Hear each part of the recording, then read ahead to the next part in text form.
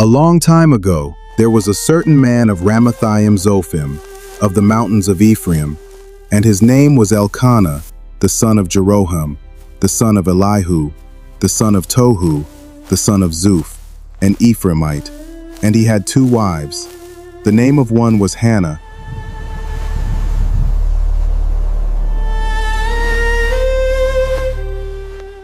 and the name of the other, Peninnah. Peninnah had children, but Hannah had no children.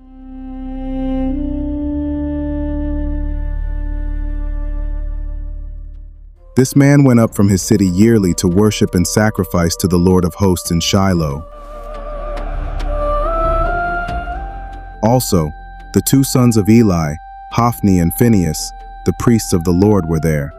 And whenever the time came for Elkanah to make an offering, he would give portions to Peninnah his wife, and to all her sons and daughters. But to Hannah he would give a double portion, for he loved Hannah, although the Lord had closed her womb. And her rival also provoked her severely to make her miserable, because the Lord had closed her womb. So it was, year by year, when she went up to the house of the Lord, that she provoked her. Therefore she wept and did not eat.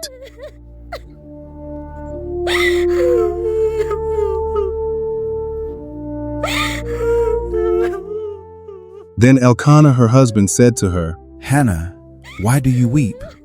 Why do you not eat? And why is your heart grieved? Am I not better to you than 10 sons?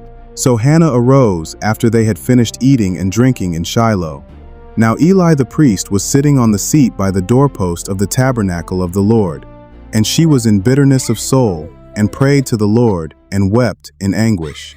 Then she made a vow and said, O Lord of hosts, if you will indeed look on the affliction of your maidservant, and remember me, and not forget your maidservant, but will give your maidservant a male child, then I will give him to the Lord all the days of his life, and no razor shall come upon his head.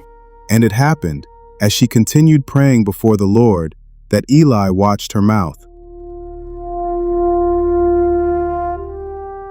Now Hannah spoke in her heart, only her lips moved, but her voice was not heard. Therefore Eli thought she was drunk. So Eli said to her, How long will you be drunk? Put your wine away from you. No, my Lord, I am a woman of sorrowful spirit. I have drunk neither wine nor intoxicating drink, but have poured out my soul before the Lord.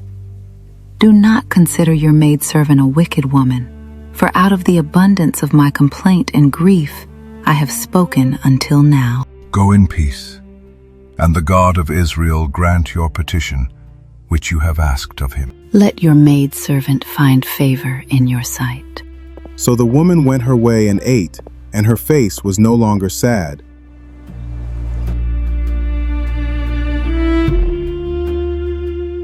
Then they rose early in the morning and worshipped before the Lord.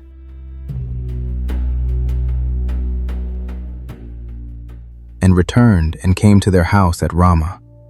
And Elkanah knew Hannah his wife, and the Lord remembered her.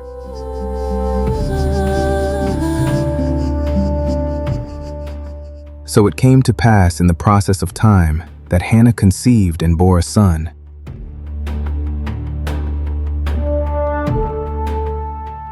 And called his name Samuel, saying, Because I have asked for him from the Lord. Now the man Elkanah and all his house went up to offer to the Lord the yearly sacrifice and his vow. But Hannah did not go up, for she said to her husband, Not until the child is weaned.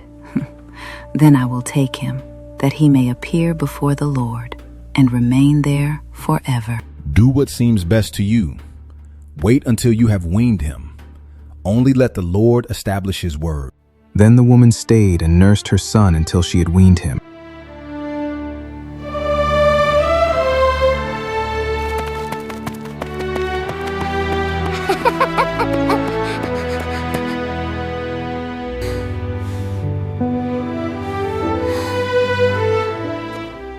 Now when she had weaned him, she took him up with her, with 3 bowls, 1 ephah of flour, and a skin of wine, and brought him to the house of the Lord in Shiloh.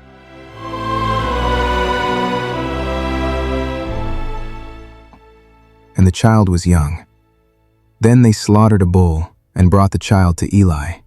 And she said, "Oh, my Lord, as your soul lives, my Lord, I am the woman who stood by you here, praying to the Lord. For this child I prayed, and the Lord has granted me my petition which I asked of him. Therefore I also have lent him to the Lord. As long as he lives, he shall be lent to the Lord."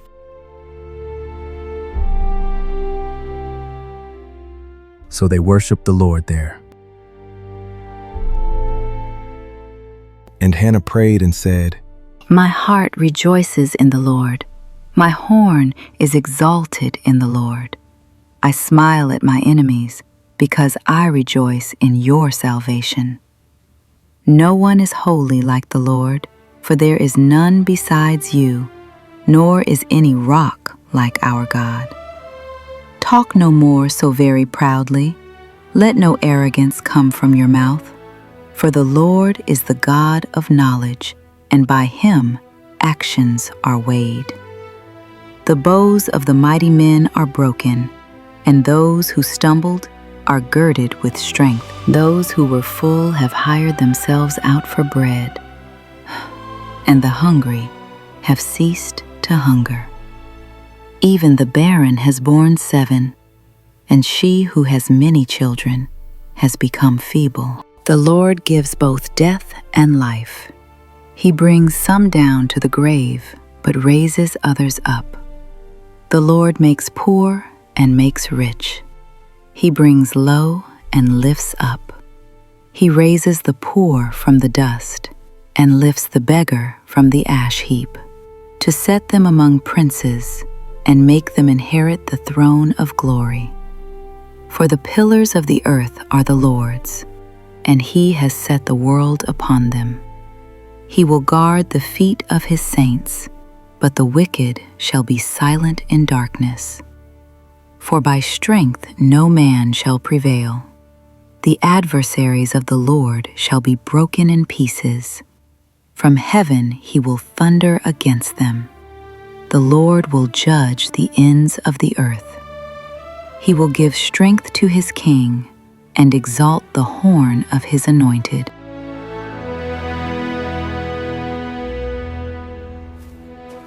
Then Elkanah went to his house at Ramah, but the child ministered to the Lord before Eli the priest.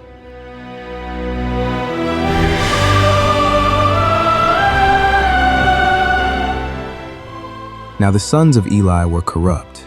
They did not know the Lord. And the priest's custom with the people was that when any man offered a sacrifice, the priest's servant would come with a 3-pronged flesh hook in his hand while the meat was boiling. Then he would thrust it into the pan, or kettle, or cauldron, or pot, and the priest would take for himself all that the flesh hook brought up. So they did in Shiloh to all the Israelites who came there. Also, before they burned the fat, the priest's servant would come and say to the man who sacrificed, "Give meat for roasting to the priest, for he will not take boiled meat from you, but raw." And if the man said to him, "They should really burn the fat first, then you may take as much as your heart desires," he would then answer him, "No, but you must give it now, and if not, I will take it by force." Therefore the sin of the young men was very great before the Lord, for men abhorred the offering of the Lord.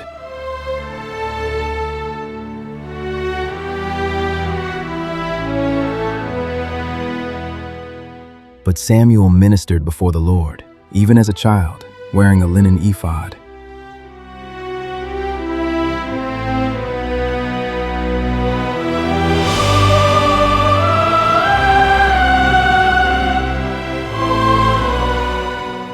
Moreover, his mother used to make him a little robe and bring it to him year by year when she came up with her husband to offer the yearly sacrifice.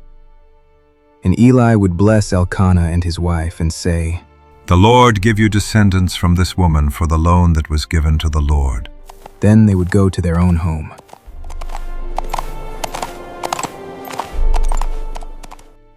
And the Lord visited Hannah, so that she conceived and bore 3 sons and 2 daughters. Meanwhile, the child Samuel grew before the Lord. Now Eli was very old, and he heard everything his sons did to all Israel, and how they lay with the women who assembled at the door of the tabernacle of meeting. So he said to them, Why do you do such things? For I hear of your evil dealings from all the people. No, my sons, for it is not a good report that I hear.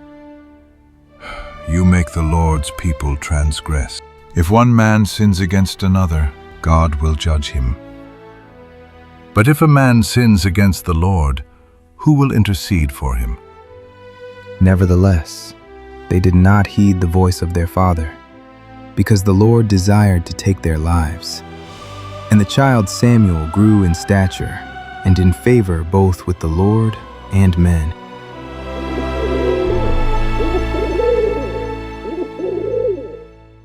Then a man of God came to Eli and said to him, Thus says the Lord, Did I not clearly reveal myself to the house of your father when they were in Egypt in Pharaoh's house? Did I not choose him out of all the tribes of Israel to be my priest, to offer upon my altar, to burn incense, and to wear an ephod before me? And did I not give to the house of your father all the offerings of the children of Israel made by fire?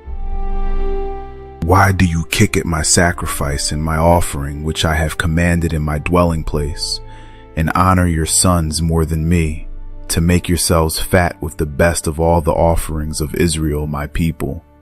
Therefore, the Lord God of Israel says, I said indeed that your house and the house of your father would walk before me forever. But now the Lord says, Far be it from me, for those who honor me I will honor, and those who despise me shall be lightly esteemed. Behold, the days are coming that I will cut off your arm and the arm of your father's house, so that there will not be an old man in your house. And you will see an enemy in my dwelling place, despite all the good which God does for Israel. And there shall not be an old man in your house forever. But any of your men whom I do not cut off from my altar shall consume your eyes and grieve your heart. And all the descendants of your house shall die in the flower of their age. Now this shall be a sign to you that will come upon your 2 sons, on Hophni and Phinehas. And one day they shall die, both of them. Then I will raise up for myself a faithful priest, who shall do according to what is in my heart and in my mind. I will build him a sure house, and he shall walk before my anointed forever. And it shall come to pass that everyone who is left in your house will come and bow down to him for a piece of silver and a morsel of bread, and say, Please put me in one of the priestly positions, that I may eat a piece of bread.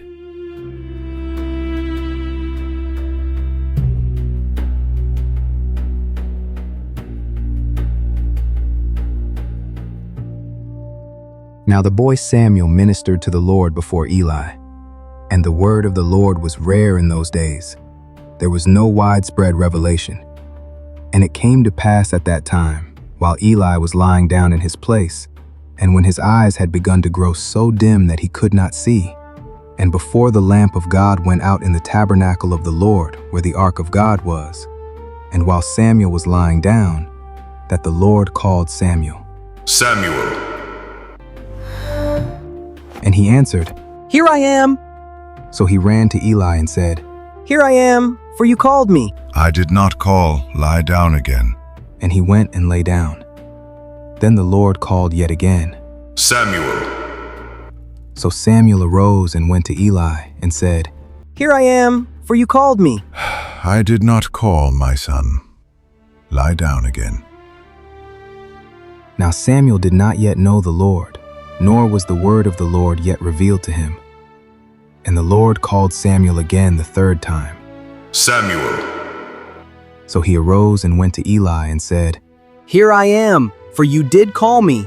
Then Eli perceived that the Lord had called the boy. Therefore Eli said to Samuel, Go lie down, and it shall be, if he calls you, that you must say, Speak, Lord, for your servant hears. So Samuel went and lay down in his place.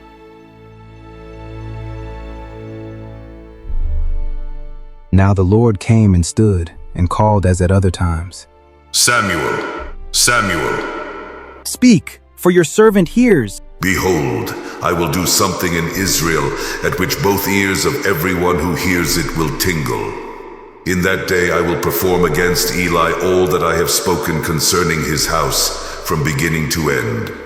For I have told him that I will judge his house forever for the iniquity which he knows, because his sons made themselves vile, and he did not restrain them.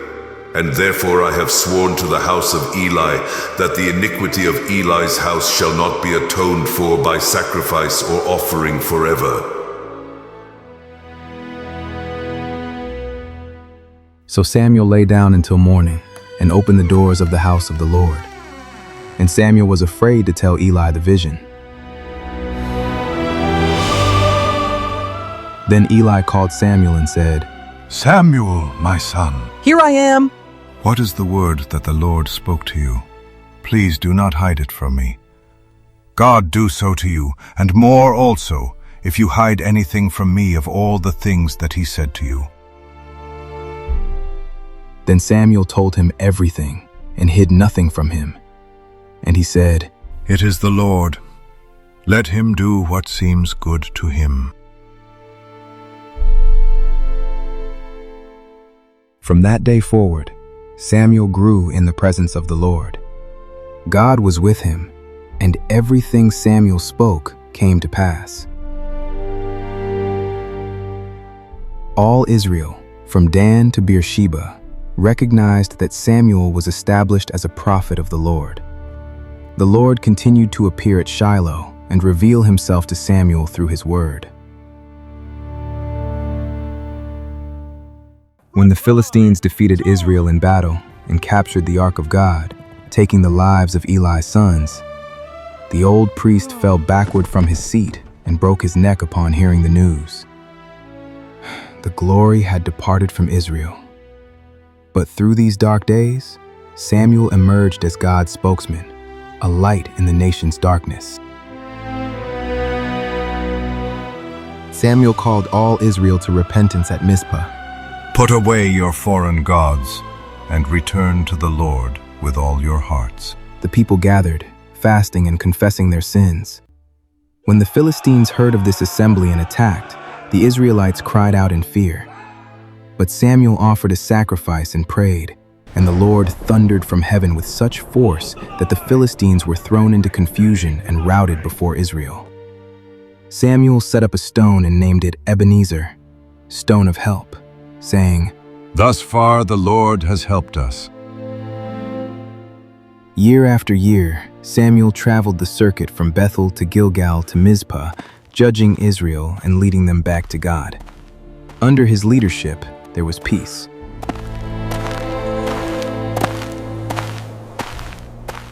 When Samuel grew old, he appointed his sons as judges over Israel. But they did not walk in his ways. They turned aside after dishonest gain, took bribes, and perverted justice.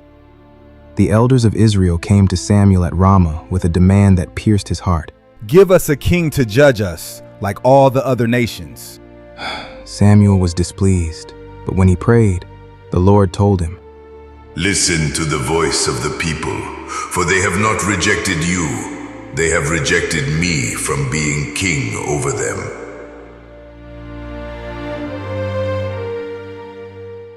Still, Samuel warned them solemnly of what a king would do. He would take their sons for his army, their daughters for his palace, their fields and vineyards for himself, and their freedom for his glory. But the people refused to listen. They wanted a king. God directed Samuel to a tall, handsome young man from the tribe of Benjamin, Saul, son of Kish. Samuel anointed him privately with oil, proclaiming him prince over God's inheritance. Later, at Mizpah, Samuel assembled all the tribes and cast lots before the Lord. Tribe by tribe, clan by clan, the lot fell until Saul was chosen. But when they looked for him, he was hiding among the baggage.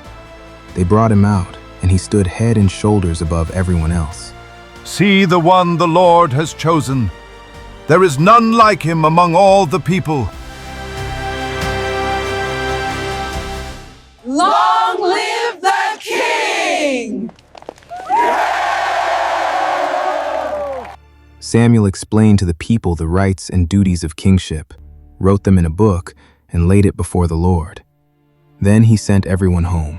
Samuel's role was changing, no longer judge and sole leader, but prophet and kingmaker, the voice of God to the throne.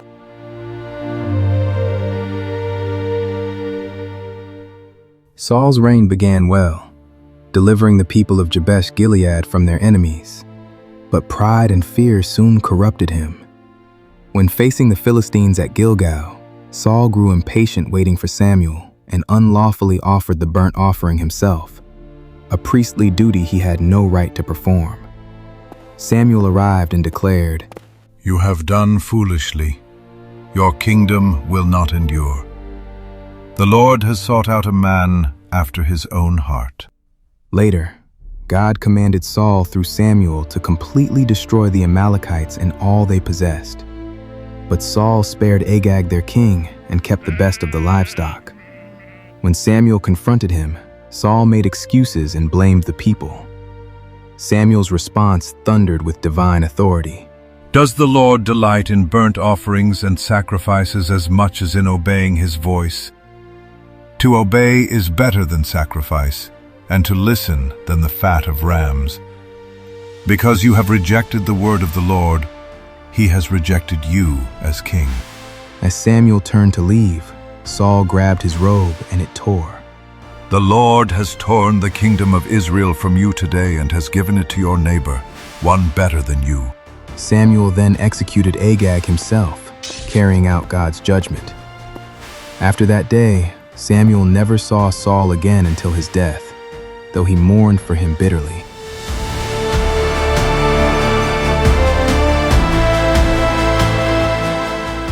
The Lord sent Samuel to Bethlehem, to the house of Jesse. I have chosen one of his sons to be king. God told him. Samuel was afraid. If Saul heard, he would take his life. But God instructed him to take a heifer and offer a sacrifice, concealing his true mission. Jesse presented his sons one by one. When Samuel saw Eliab, tall and impressive, he thought surely this was the Lord's anointed. But God said, Do not look at his appearance or his height, for I have rejected him. The Lord does not see as man sees. Man looks at the outward appearance, but the Lord looks at the heart. 7 sons passed before Samuel, and the Lord chose none of them. Are these all your sons? There is still the youngest, but he is tending the sheep. Samuel would not sit down until the boy was brought. When David arrived, the Lord said, Rise and anoint him, this is the one. And from that day forward, the Spirit of the Lord came powerfully upon David. The shepherd boy would become Israel's greatest king, but not in Samuel's lifetime.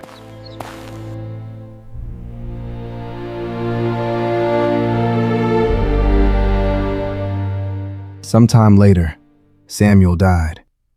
All Israel assembled and mourned for him, burying him at his home in Ramah. The faithful prophet, who had heard God's voice as a boy and proclaimed it faithfully all his days, was laid to rest.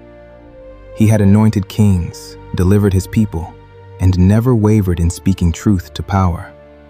Israel had lost its greatest prophet, the bridge between the age of judges and the age of kings.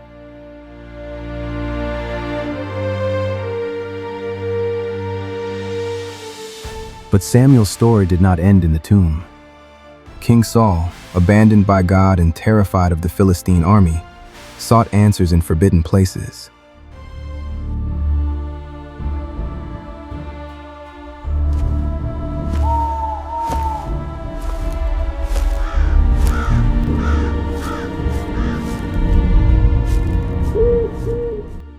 He disguised himself and went to the witch of Endor, commanding her to conjure the spirit of Samuel.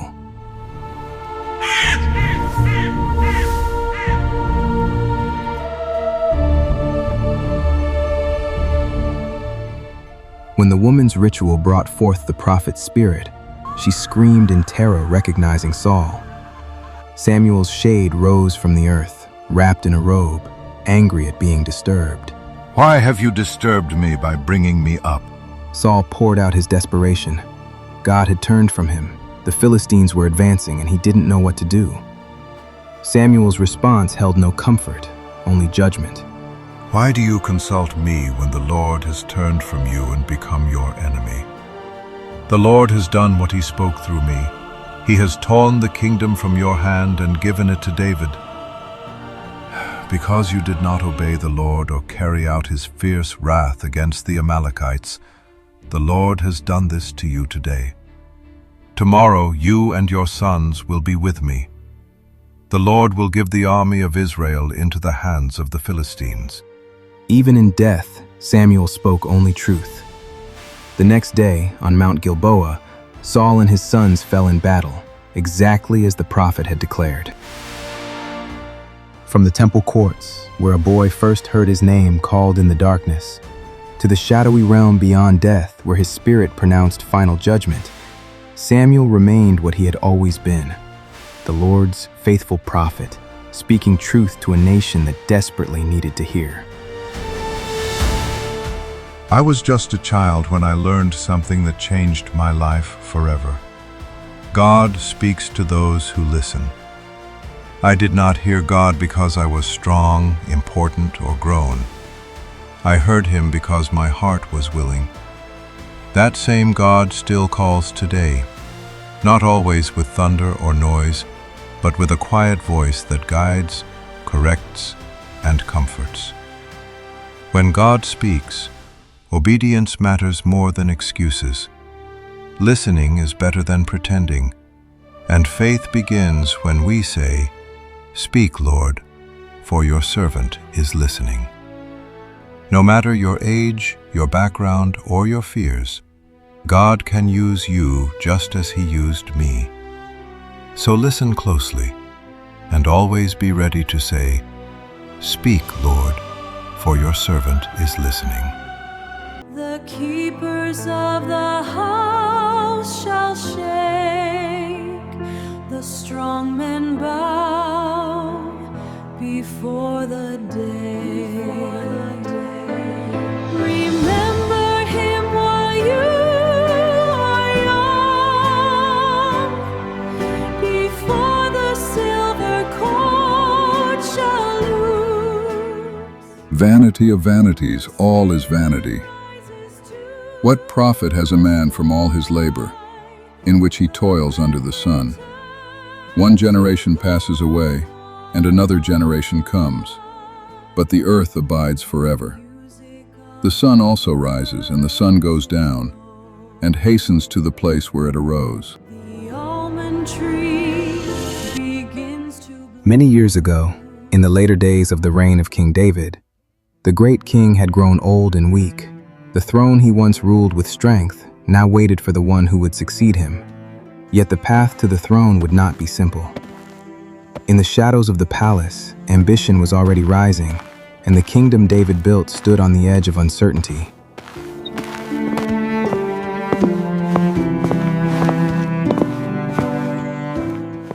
Ah, Nathan the prophet, what brings you to the palace? My lady Bathsheba, have you not heard?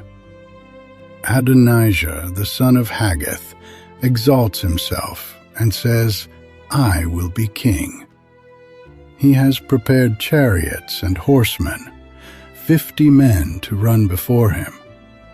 He has invited the king's sons, and Joab, the commander, and Abiathar, the priest. But Solomon, your son, he has not invited. Impossible.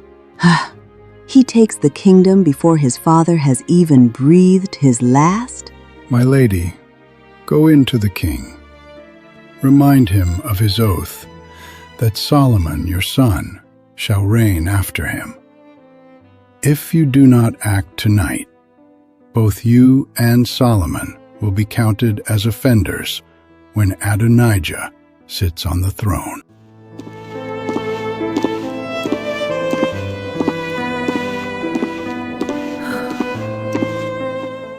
My lord, you swore to your servant by the Lord your God, saying, Solomon your son shall reign after me, and he shall sit on my throne.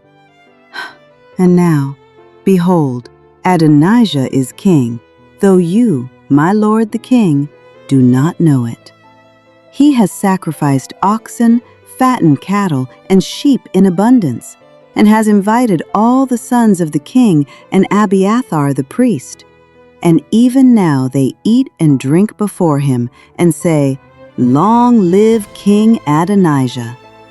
But me, your servant, and Solomon your servant, he has not invited.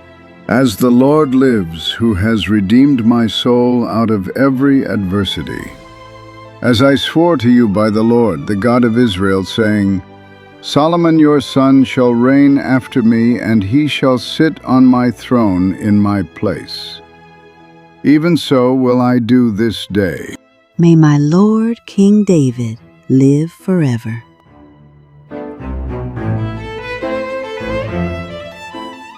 Take with you the servants of your Lord, and have Solomon my son ride on my own mule, and bring him down to Gihon. And let Zadok the priest and Nathan the prophet there anoint him king over Israel. Then blow the trumpet and say, Long live King Solomon! You shall then come up after him, and he shall come and sit on my throne, for he shall be king in my place.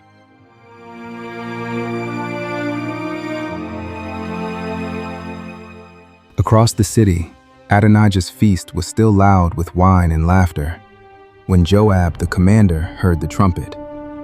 Before anyone could speak, a messenger came running, straight from the spring at Gihon. It was over.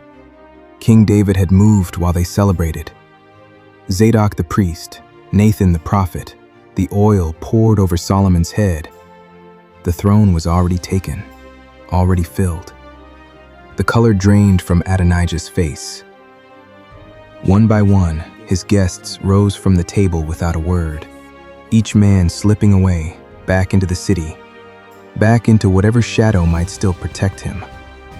And Adonijah ran, not to his soldiers, not to his allies, but to the altar.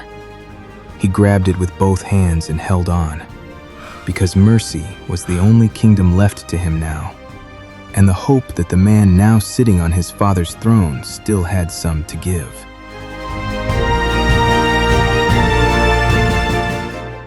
Solomon, my son, I am about to go the way of all the earth. Be strong and show yourself a man, and keep the charge of the Lord your God, walking in his ways, and keeping his statutes, his commandments, his rules, and his testimonies. As it is written in the law of Moses, that you may prosper in all that you do, and wherever you turn. That the Lord may establish his word that he spoke concerning me, saying, If your sons pay close attention to their way, to walk before me in faithfulness, with all their heart and with all their soul, you shall not lack a man on the throne of Israel. You know also what Joab the son of Zeruiah did to me, how he dealt with the two commanders of the armies of Israel. Deal with him according to your wisdom, but do not let his gray head go down to Sheol in peace. But deal loyally with the sons of Barzillai the Gileadite, and let them be among those who eat at your table. For with such loyalty they met me when I fled from Absalom your brother. Then David slept with his fathers and was buried in the city of David. And the time that David reigned over Israel was 40 years, 7 years in Hebron, and 33 years in Jerusalem. So Solomon sat on the throne of David his father, and his kingdom was firmly established.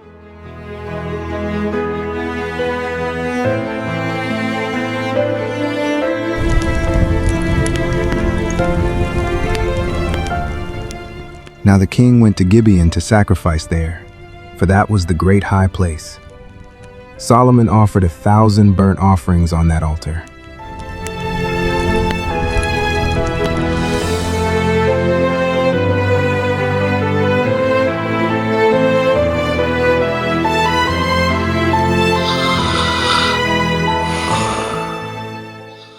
At Gibeon, the Lord appeared to Solomon in a dream by night.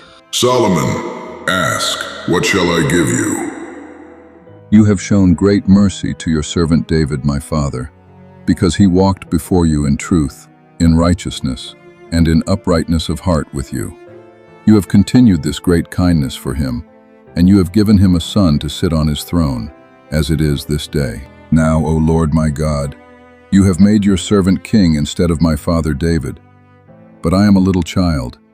I do not know how to go out or come in. And your servant is in the midst of your people whom you have chosen, a great people, too numerous to be numbered or counted. Therefore give to your servant an understanding heart to judge your people, that I may discern between good and evil. For who is able to judge this great people of yours? Because you have asked this thing, and have not asked long life for yourself, nor have asked riches for yourself, nor have asked the life of your enemies, but have asked for yourself understanding to discern justice. Behold, I have done according to your words. See, I have given you a wise and understanding heart, so that there has not been anyone like you before you, nor shall any like you arise after you. And I have also given you what you have not asked, both riches and honor, so that there shall not be anyone like you among the kings all your days. So if you walk in my ways, to keep my statutes and my commandments, as your father David walked, then I will lengthen your days. Then Solomon awoke, and indeed, it had been a dream. And he came to Jerusalem and stood before the ark of the covenant of the Lord, offered up burnt offerings, offered peace offerings, and made a feast for all his servants.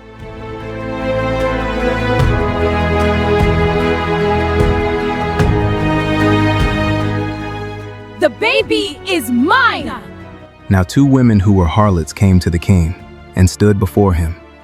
And one woman said, "Oh, my lord, this woman and I dwell in the same house, and I gave birth while she was in the house. Then it happened, the 3rd day after I had given birth, that this woman also gave birth, and we were together. No one was with us in the house, except the 2 of us in the house. And this woman's son died in the night because she lay on him. So she arose in the middle of the night and took my son from my side, while your maidservant slept, and laid him in her bosom, and laid her dead child in my bosom. And when I rose in the morning to nurse my son, there he was, dead. But when I had examined him in the morning, indeed, he was not my son whom I had born." No, but the living one is my son, and the dead one is your son. No, but the dead one is your son, and the living one is my son. No, but the living one is my son, and the dead one is your son. No, but the dead one is your son, and the living one is my son. This one says, "My son is the living one, and your son is the dead one." And the other says, "No, but your son is the dead one, and my son is the living one." Bring me a sword.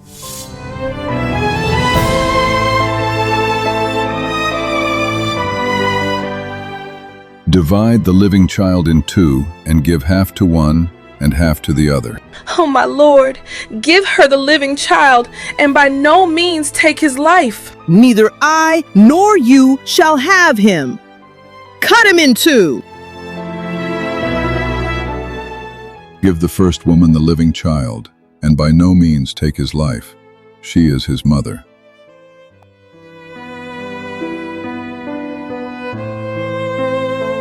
I love you more than words can say. And all Israel heard of the judgment which the king had rendered, and they feared the king, for they saw that the wisdom of God was in him to administer justice.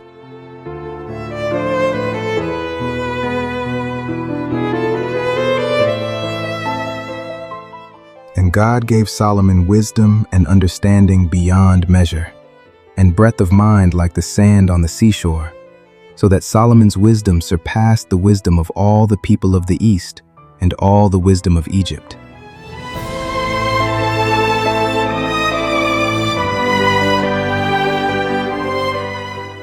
He was wiser than all other men, and his fame was in all the surrounding nations. He also spoke 3,000 proverbs, and his songs were 1,005. He spoke of trees, from the cedar that is in Lebanon to the hyssop that grows out of the wall. He spoke also of beasts, and of birds, and of reptiles, and of fish. Trust in the Lord with all your heart, and lean not on your own understanding. In all your ways acknowledge him, and he shall direct your paths. Do not be wise in your own eyes. Fear the Lord and depart from evil. It will be health to your flesh and strength to your bones. Honor the Lord with your possessions and with the first fruits of all your increase. So your barns will be filled with plenty, and your vats will overflow with new wine. Go to the ant, you sluggard. Consider her ways and be wise, which having no captain, overseer, or ruler, provides her supplies in the summer, and gathers her food in the harvest. The fear of the Lord is the instruction of wisdom, and before honor is humility.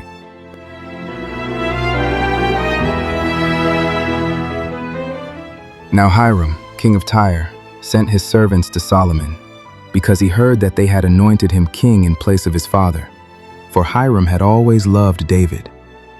Then Solomon sent to Hiram, You know how my father David could not build a house for the name of the Lord his God, because of the wars which were fought against him on every side, until the Lord put his foes under the soles of his feet. But now the Lord my God has given me rest on every side. There is neither adversary nor evil occurrence.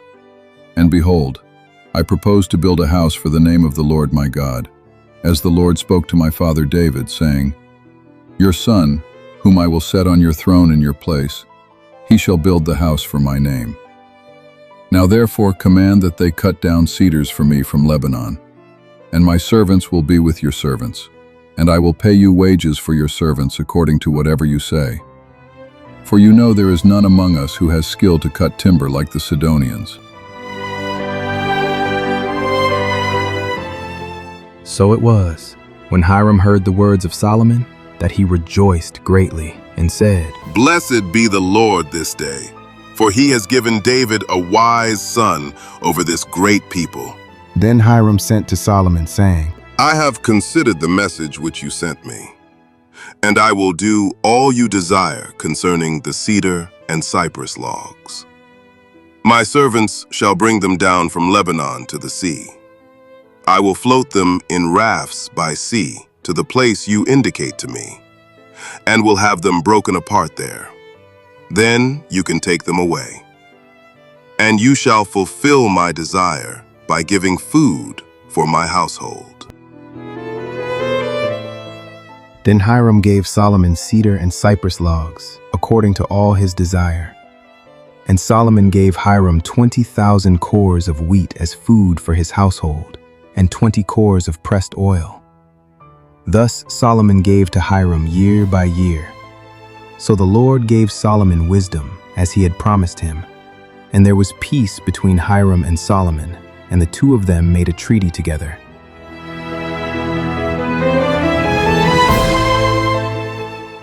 Then King Solomon raised up a labor force out of all Israel, and the labor force was 30,000 men. And he sent them to Lebanon, 10,000 a month in shifts. They were 1 month in Lebanon and 2 months at home. Adoniram was in charge of the labor force. Solomon had 70,000 who carried burdens and 80,000 who quarried stone in the mountains, besides 3,300 from the chiefs of Solomon's deputies, who supervised the people who labored in the work. And the king commanded them to quarry large stones, costly stones, and hewn stones to lay the foundation of the temple. So Solomon's builders, Hiram's builders, and the Gebalites quarried them, and they prepared timber and stones to build the temple. In the 480th year after the people of Israel came out of the land of Egypt, in the 4th year of Solomon's reign over Israel, in the month of Ziv, which is the 2nd month, he began to build the house of the Lord.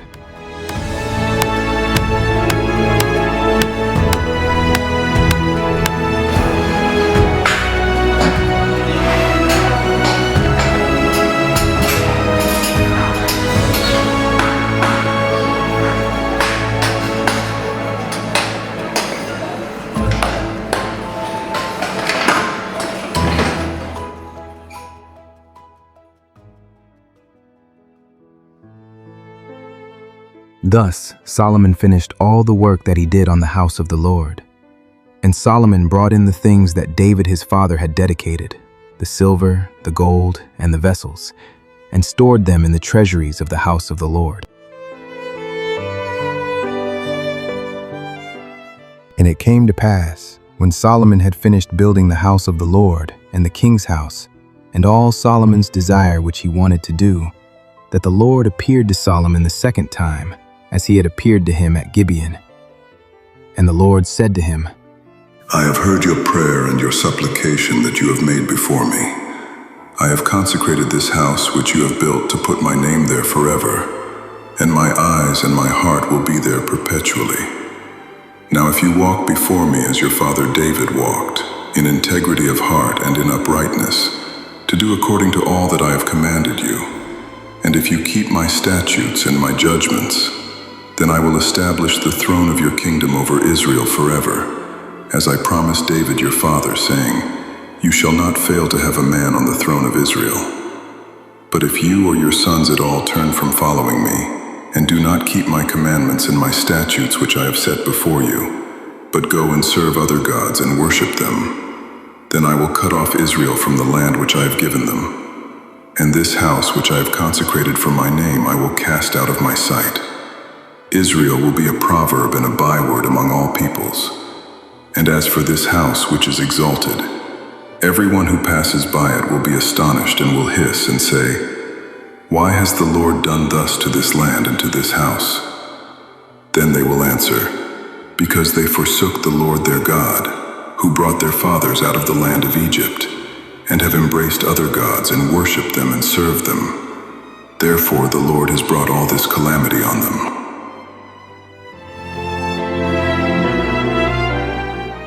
When a man's ways please the Lord, he makes even his enemies to be at peace with him.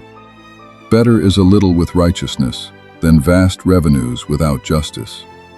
A man's heart plans his way, but the Lord directs his steps.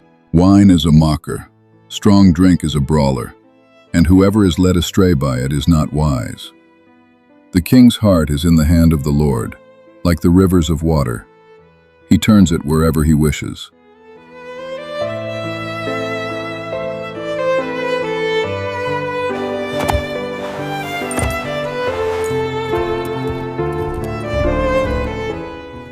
Now when the queen of Sheba heard of the fame of Solomon concerning the name of the Lord, she came to test him with hard questions. She came to Jerusalem with a very great retinue, with camels that bore spices, very much gold and precious stones. And when she came to Solomon, she spoke with him about all that was in her heart. So Solomon answered all her questions. There was nothing so difficult for the king that he could not explain it to her. And when the queen of Sheba had seen all the wisdom of Solomon, the house that he had built, the food on his table, the seating of his servants, the service of his waiters and their apparel, his cupbearers, and his entryway by which he went up to the house of the Lord, there was no more spirit in her. Then she said to the king, It was a true report which I heard in my own land about your words and your wisdom. However, I did not believe the words until I came and saw with my own eyes, and indeed the half was not told me. Your wisdom and prosperity exceed the fame of which I heard. Happy are your men, and happy are these your servants, who stand continually before you and hear your wisdom. Blessed be the Lord your God, who delighted in you, setting you on the throne of Israel. Because the Lord has loved Israel forever, therefore he made you king, to do justice and righteousness. Then she gave the king 120 talents of gold, spices in great quantity, and precious stones. There never again came such abundance of spices as the Queen of Sheba gave to King Solomon. Now King Solomon gave the Queen of Sheba all she desired, whatever she asked, besides what Solomon had given her according to the royal generosity. So she turned and went to her own country, she and her servants.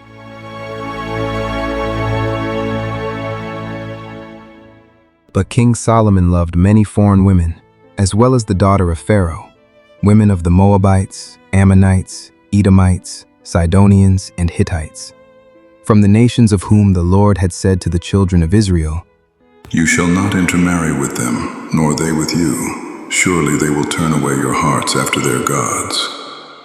Solomon clung to these in love, and he had 700 wives, princesses, and 300 concubines, and his wives turned away his heart.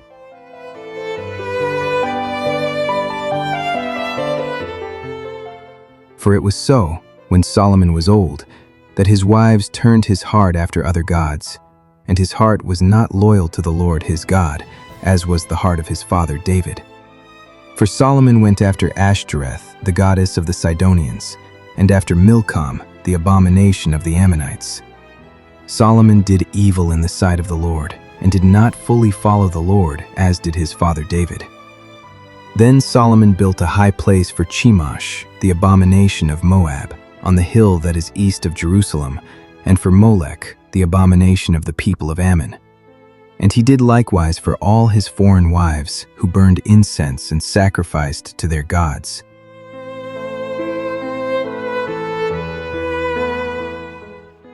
So the Lord became angry with Solomon, because his heart had turned from the Lord God of Israel, who had appeared to him twice, and had commanded him concerning this thing, that he should not go after other gods. But he did not keep what the Lord had commanded. Therefore the Lord said to Solomon, Because you have done this, and have not kept my covenant and my statutes, which I have commanded you, I will surely tear the kingdom away from you, and give it to your servant. Nevertheless, I will not do it in your days, for the sake of your father David. I will tear it out of the hand of your son. However, I will not tear away the whole kingdom. I will give one tribe to your son for the sake of my servant David, and for the sake of Jerusalem which I have chosen. And Solomon reigned for 40 years.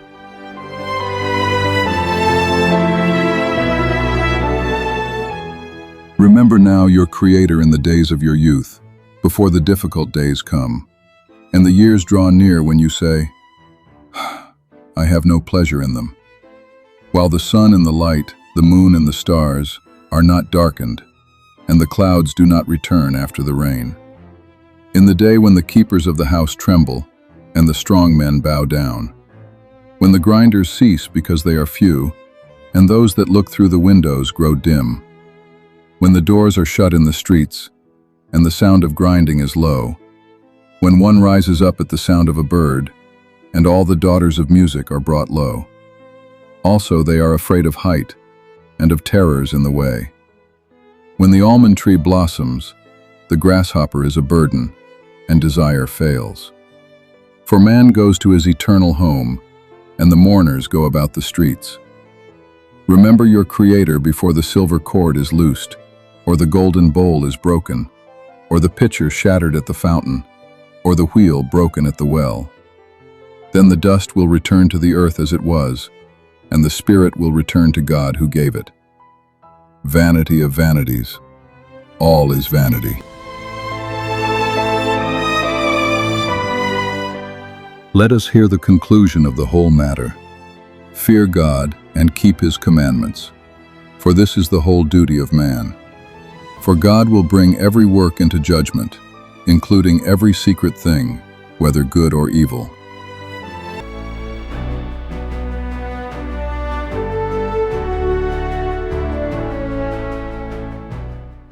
Long ago, in the ancient kingdom of Israel, when the land was green and the people had forgotten the voice of the one true God, there lived a young man whose heart would teach the world about a love stronger than the mountains and deeper than the sea.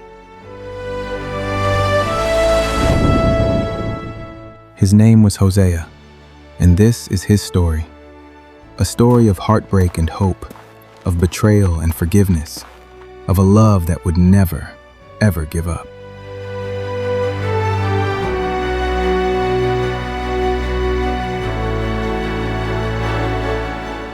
Hosea was a prophet, a messenger chosen by God to speak his words to the people. But Hosea was different from other prophets. He didn't thunder with warnings or shake his fist at the sky. No, Hosea spoke with gentleness, with patience, and with a heart full of compassion. You see, in those days, the people of Israel had turned away from God. They worshipped golden statues and bowed before idols made of wood and stone. They had forgotten who had brought them out of slavery, who had given them this beautiful land, who had loved them like a father loves his children, and God's heart was breaking. Day after day, he watched his children chase after things that could never love them back, could never protect them, could never fill the emptiness in their hearts.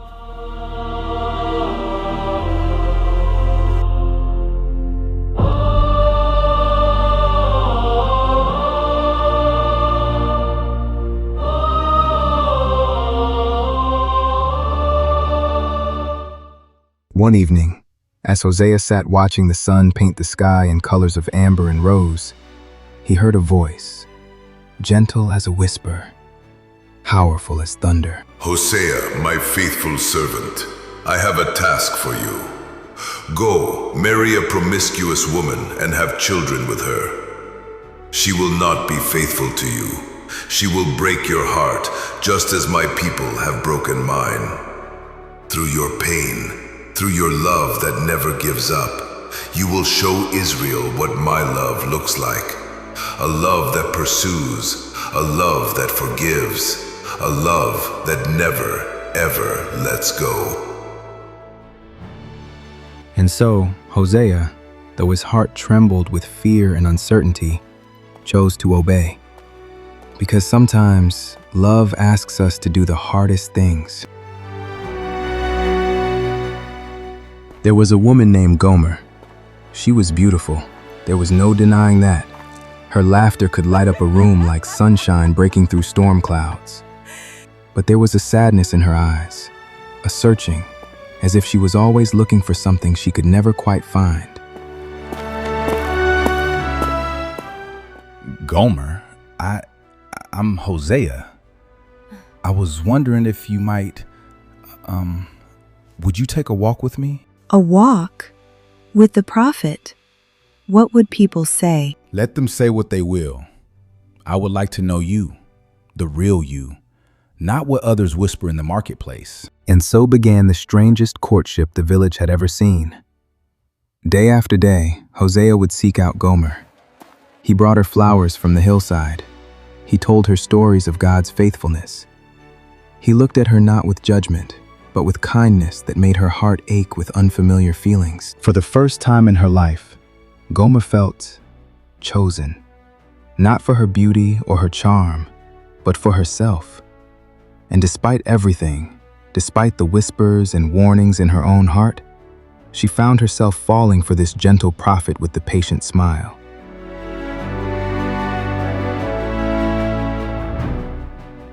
Gomer, I promise to love you faithfully, in joy and in sorrow, in plenty and in want, for all the days of my life. You are precious to me, and I will never stop choosing you. And so they were married, and for a season, they were happy. Hosea loved Gomer with a patient, steady love that asked nothing in return. They built a home together. They shared simple meals and sunset walks. And in time, they were blessed with children. For the first child, God said, "Call him Jezreel, for I am about to punish the house of Jehu for the massacre at Jezreel." For the second child, God said, "Call her Lo Ruhamah, not loved, for I will no longer show love to the house of Israel." And for the third child, God said, "Call him Lo Ami, not my people, for you are not my people, and I am not your God."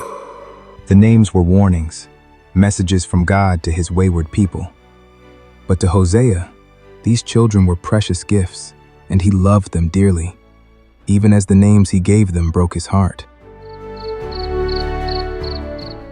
But as the years passed, something changed in Gomer. The old restlessness returned, the wondering, the searching. She would stare out the window at the marketplace, at the world beyond her home, and sigh with a longing she couldn't name. You see, Gomer had never learned that love isn't something you find in the next adventure, the next excitement, the next person who makes you feel special. True love was right there in her home, in the man who chose her every single day, in the children who needed her, in the quiet, faithful devotion that never wavered.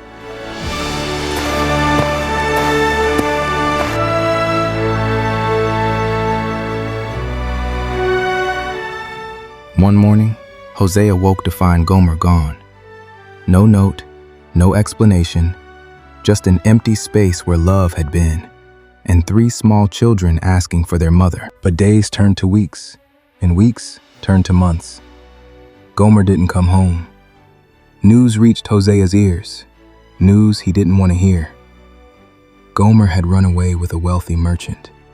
She'd been seen at feasts, wearing fine jewels, laughing at parties, living a life of pleasure and excitement. Each piece of news was like a dagger to Hosea's heart. The people whispered. They mocked him. The prophet who couldn't even keep his own wife faithful. What kind of God would choose someone like him? And in that moment, he understood God's pain. He understood what it felt like to love someone with everything you have, only to watch them run into the arms of things that could never truly satisfy them. He understood the father's broken heart. Oh God, now I understand. This is how you feel, isn't it?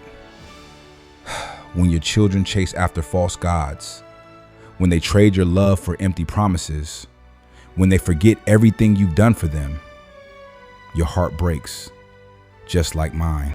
Yes, my son. I have loved them with an everlasting love. But they call out to Baal for grain and wine. They say, "I will go after my lovers, who give me my food and my water." But they don't know, they don't remember that I am the one who gave them everything.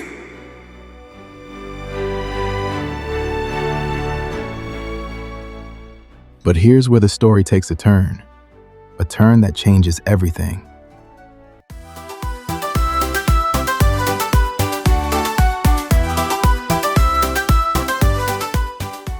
You see, the exciting life Gomer had chased turned out to be nothing but shadows and lies. The merchant grew tired of her and moved on. The jewels were fake. The promises were empty. One by one, everything she traded her family for crumbled to dust in her hands.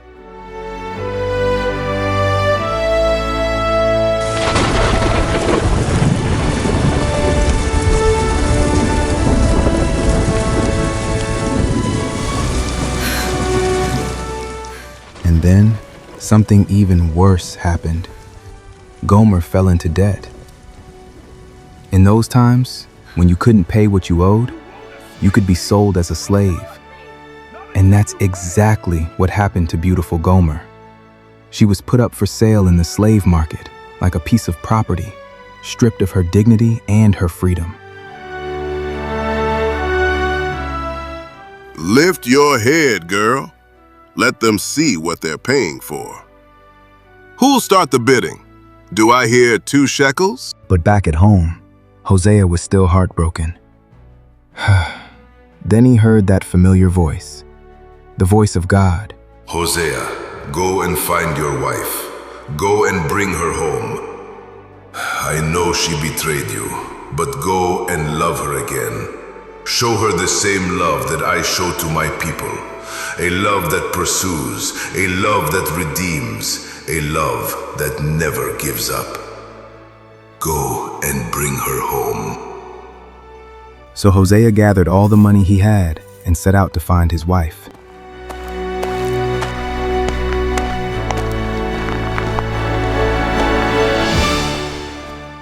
After a long search, Hosea finally arrived at the slave market. When he saw her, his heart nearly stopped. There she was, his Gomer, the woman he had married under the almond blossoms, the mother of his children, with her head bowed in shame, about to be sold to the highest bidder. She couldn't face him. After all she'd done, after all the pain she'd caused, she couldn't bear to see his face. She expected anger. She expected judgment. She expected him to turn away in disgust. But do you know what she saw instead? Do I hear 3 shekels? Yes, 3 shekels. I have 3 shekels. Going once. Going. Wait! I will give you 15 shekels of silver and 1 1/2 homers of barley. 15 shekels. Going once. Going twice. Sold. Hosea gave everything he had, every coin, every bit of grain, to buy back the woman who had broken his heart. He paid the price to set her free. Why? Why would you come for me? After everything I've done, I don't deserve this. I don't deserve you. No, you don't deserve it. And neither do I deserve the love God shows me every day. But that's what makes it love, Gomer. That's what makes it grace. I choose you. I've always chosen you, and I always will.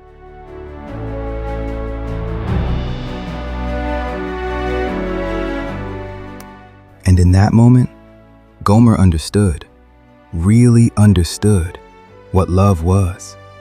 Not the flashy, exciting feeling she'd been chasing, but this steady, faithful, never giving up, pay any price, pursue you anywhere kind of love. You see, this whole time, Hosea's story wasn't just about Hosea and Gomer. It was a living picture, a beautiful, heartbreaking picture of God and his people. Just like Gomer chased after other lovers who could never truly love her, God's people chased after idols that could never save them. Just like Hosea's heart broke when his wife left, God's heart broke when his children forgot him. And just like Hosea paid everything to buy Gomer back, God paid the ultimate price to buy his people back from slavery to sin. We all have a little bit of Gomer in us, don't we? We chase after things we think will make us happy. Money, success, popularity, pleasure. But they can never fill the emptiness inside.